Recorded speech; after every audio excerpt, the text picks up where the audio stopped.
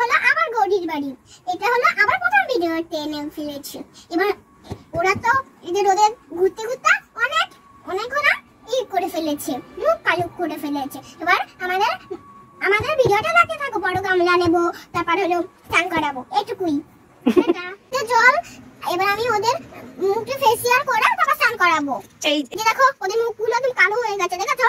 না আমি পরিষ্কার করে দাও ওদের মুখগুলো, সত্যিই খুব কালো হয়ে গেছে রোদে ঘুরতে ঘুরতে। এত রোদে কি কেউ ঘোরে? মুখগুলো কালো হচ্ছে, তাও বুঝতে পারি না। সামনে মুখ বুঝতে হবে। ইয়ে দিতে হবে, কি মুখে ফেস ওয়াশ করতে হবে বলো? হ্যাঁ ফেস ওয়াশ একটু পরে আনছি, দাঁড়াও মুখগুলো মুছে নিই।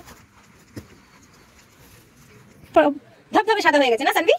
এবার ওকে আনো, ওকে মুখটাও সাদা করে দেই। পুজো আসছে সামনে, এত রোদে ঘুরলে হবে? এই যে মুখটা কালো হয়ে গেছে, একদম বিচ্ছিরি লাগছে। পুজো আসছে তো, এত রোদে ঘুরলে হবে? মুখে তো ট্যান পড়ে গেছে, ট্যান গুলো এখন তুলতে হবে তো। সানভি মুখের ট্যান গুলো তুলে দাও তো।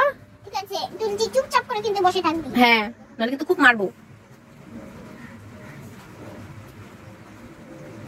দেখো ট্যানগুলো সব উঠে গেছে, মুখটা এখন ফর্সা হয়ে গেছে, ট্যানগুলো উঠে গেছে, মুখটা একবার ফর্সা হয়ে গেছে। এবার স্নান করাবো, স্নান করাতেই হবে আজকে।